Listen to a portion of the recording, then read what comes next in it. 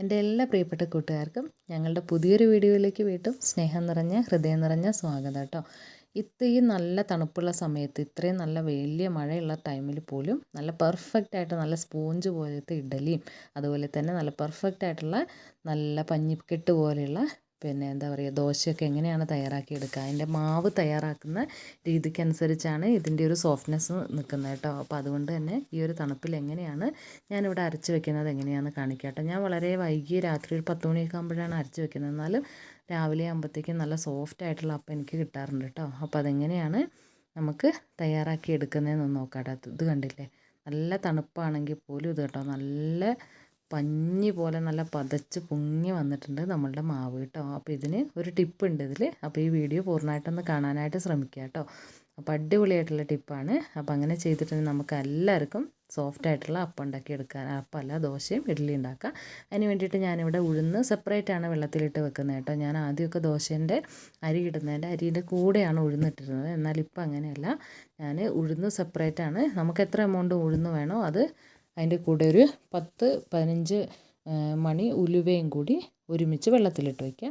പിന്നെ നമ്മൾ അരി, നമുക്ക് ആവശ്യത്തിനുള്ള അരി, ഞാനിപ്പോൾ ഒരു 2 നാഴി അരിയാണ് എടുത്തിട്ടുള്ളത്. അല്ലെങ്കിൽ 2 നാഴി അരിക്ക് ഞാൻ ഒരു 3/4 ഗ്ലാസ് ഉഴുന്നെടുത്തിട്ടുണ്ട്, ഒരു 10-15 മണി ഉലുവ എടുത്തിട്ടുണ്ട് കേട്ടോ. രണ്ടും സെപ്പറേറ്റാണ് വെള്ളത്തിലിട്ട് വെച്ചിട്ടുള്ളത്.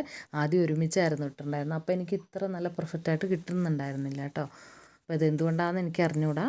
അപ്പോൾ എന്നാലും ഈ ഒരു രീതി വളരെ പെർഫെക്റ്റാണ്. അപ്പോൾ എല്ലാവർക്കും ചെയ്ത് നോക്കാവുന്നതാണ് കേട്ടോ. നമ്മൾ നന്നായിട്ട് ഒരു 4-5 മണിക്കൂർ കുതിർത്തിയ പച്ചരി നന്നായി കഴുകി വൃത്തിയാക്കിയതിന് ശേഷം നമ്മൾ അരയ്ക്കുന്ന മിക്സിൻ്റെ ജാറിലേക്ക് ഇതുപോലെ ഒന്ന് ഇട്ട് കൊടുക്കുകയാണ് ആദ്യം ചെയ്യുന്നത് കേട്ടോ. പിന്നെ ഇതിലേക്ക് ഇടുന്ന നമ്മൾ ചോറിൻ്റെ അളവ് കൂടരുത് കേട്ടോ. ചോറിൻ്റെ അളവ് കൂടിയാൽ ദോശയ്ക്ക് പുളിരസം കൂടാനും അതുപോലെ തന്നെ എന്താ പറയുക, ഇത് ഈ ദോശയ്ക്ക് ഒട്ടൽ വരും കേട്ടോ. അതുകൊണ്ട് തന്നെ വളരെ കുറച്ച് ചോറ് മതി കേട്ടോ. ഞാനിപ്പോൾ ഒരു 2 ടീസ്പൂണ്, ചെറിയൊരു 2 ടീസ്പൂൺ അളവിലാണ് ചോറ് എടുത്തിട്ടുള്ളത് കേട്ടോ. അപ്പോൾ അതും ആ അരിയും കൂടി ചേർത്തിട്ട് വളരെ കുറച്ച് വെള്ളം ഒഴിക്കുക.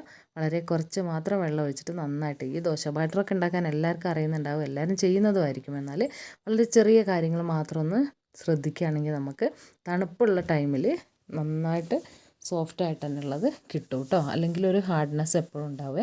അപ്പോൾ ഇത് നന്നായിട്ടൊന്ന് അരച്ചെടുത്ത് കൊണ്ടുവരട്ടെ. അരച്ചെടുത്തതിന് ശേഷം നമ്മൾ ഒരു പാത്രം എടുത്തിട്ട് അതിലേക്ക് നമ്മളിപ്പോൾ ഇത് അരച്ചത് ഓരോ ബാച്ചായിട്ട് അരയ്ക്കുന്നതെല്ലാം ഇതിലേക്ക് ഇങ്ങനെ ഒഴിച്ചു കൊടുക്കുകയാണ് കേട്ടോ.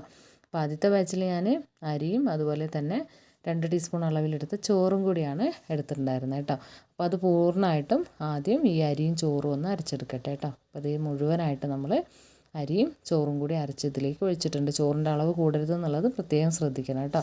അപ്പോൾ അതേ പാത്രത്തിലേക്ക് തന്നെ, അതേ മിക്സിൻ്റെ ജാറിലേക്ക് തന്നെ അടുത്ത് നമ്മൾ ഇട്ട് കൊടുക്കാൻ പോകുന്നത്, അത് കഴുകൊന്നും വേണ്ട ജാർ കേട്ടോ. അതിലേക്ക് നമ്മൾ എടുത്ത് വെച്ചിരിക്കുന്ന ഉലുവ നന്നായിട്ട് കഴുകി വൃത്തിയാക്കി, ഉലുവേൻ്റെ കൂട്ടത്തിൽ ഞാൻ പറഞ്ഞല്ലോ ഒരു 10 മണി ഉഴുന്നും കൂടി ഇട്ട് കൊടുക്കണം കേട്ടോ. അല്ല, ഉഴുന്നാണ് ഇപ്പോൾ ഇട്ട് കൊടുക്കുന്നത്, അതിൻ്റെ കൂട്ടത്തിൽ ഒരു 10 മണി ഉലുവയും കൂടി ഇട്ട് കൊടുക്കണം കേട്ടോ.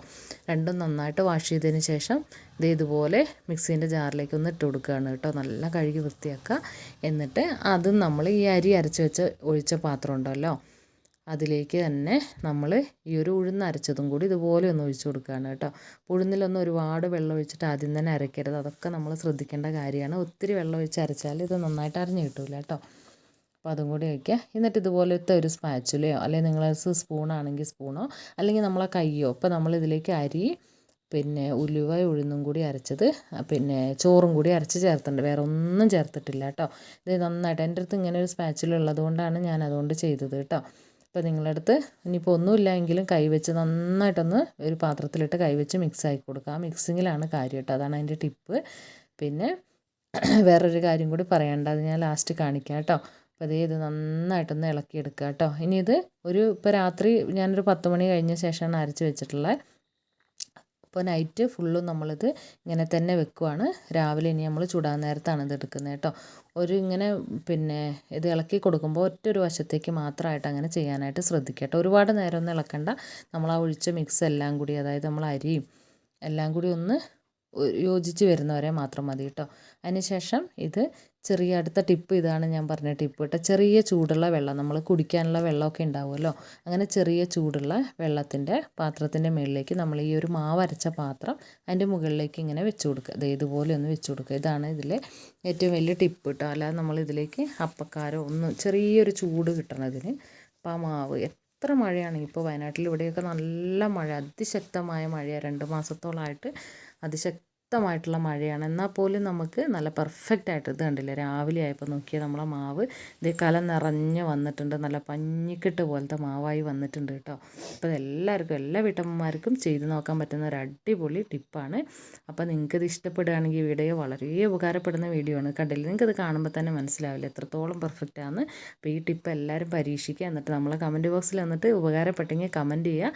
കമൻറ്റ് മാത്രം പോരാ, നമുക്ക് ഇഷ്ടപ്പെടും, ഞങ്ങളെ ചാനൽ ഇഷ്ടപ്പെട്ടിട്ടുണ്ടെങ്കിൽ ഞങ്ങളെ സപ്പോർട്ട് ചെയ്ത് സബ്സ്ക്രൈബ് ചെയ്യാനും കൂടി മറക്കരുത് കേട്ടോ.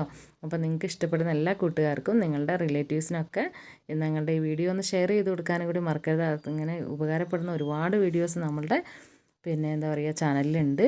അപ്പോൾ നിങ്ങൾക്ക് ഞങ്ങളെ സബ്സ്ക്രൈബ് ചെയ്തിട്ട് ഓൾ എന്ന ഓപ്ഷൻ എനേബിൾ ചെയ്ത് കൊടുക്കുക. എന്നാൽ നമ്മൾ ഇതുപോലെ ഇടുന്ന വീഡിയോസ് ഒക്കെ നിങ്ങൾക്ക് നോട്ടിഫിക്കേഷൻ എത്തിച്ചേരും കേട്ടോ.